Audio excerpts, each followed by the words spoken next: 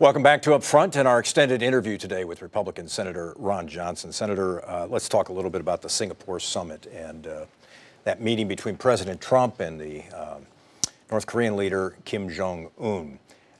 Do you feel, there's been a lot of talk about what was accomplished, but we haven't seen a lot in the way of specifics yet. Do you feel that the country is any safer than it was a couple of weeks ago before this meeting? Marginally.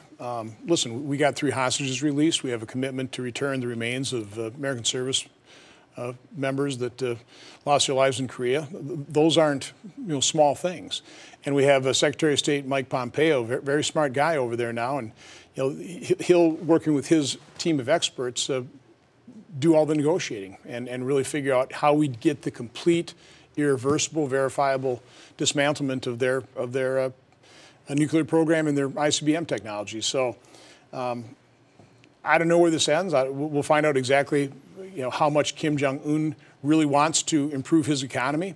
But President Trump certainly had laid out that prospect for him, and that's what it's going to take. He's got to see a brighter future for himself, a secure future for himself. And he's got to see a better future for the Korean people. Do you think the president has been too flattering in the words he's chosen to use to describe the meeting, whether he was honored to be with him or admired some things that he did?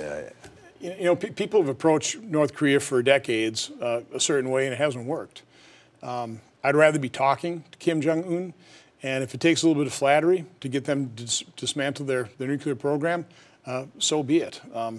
It was time to try something different, and we're trying something different, and let's pray for success. All right, let me push back on that a little bit, because you'll have some folks who will say, well, I remember when Senator Johnson and other Republicans were extremely critical of Barack Obama going to Cuba to meet with Raul Castro. He said they're rewarding a dictator for bad behavior. Were we rewarding a dictator, someone who's killed not just his own people, but members of his own family, for bad behavior? Why is this any different than that? Kim Jong-un has the nuclear capability. He's very close to, creating an ICBM capability that can land that nuclear device here on our homeland.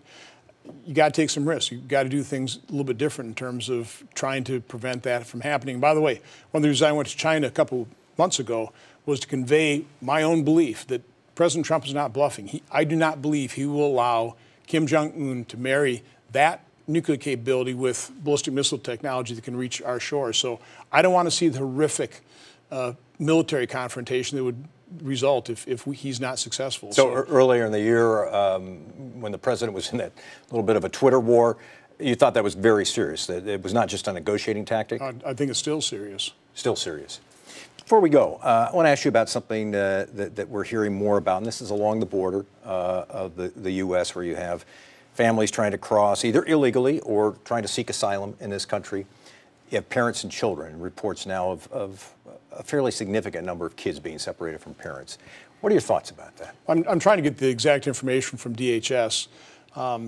Secretary Nielsen's actually pretty convincing when she says, every day of the week, unfortunately, where local law enforcement officials arrest somebody for doing a crime, they're separated from their families. And what's happening right now between the ports of entry, we've put everybody on fair warning. If you come to this country illegally between those ports of entry, you're committing a crime. We're going to prosecute you. When you start prosecuting something like that, you separate them from their loved ones. So that happens every day of the week.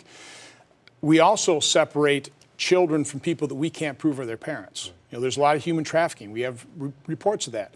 I don't know to what extent at the ports of entry, people seeking asylum the right way, I don't know to what extent those parents may be separated from children. I'm trying to get that information. That would be the troubling aspect. If people are trying to do it the legal way, I don't think we should be separating those parents from those children. But again, we need to deter. It actually does work. When Michael Chertoff, Secretary Chertoff, was faced with an influx from Brazil, about 33,000 people in 2008. He had a policy of returning those folks right away to Brazil, and he stopped the flow. It went from 33,000 down to about 1,200. So we, unfortunately, have so many incentives for people to come to this country illegally, and they aren't being incentivized, and so we're not stopping the flow. Senator Ron Johnson, a Republican from Oshkosh, it's good to have you back on the program today. Thanks very much. Have a great day.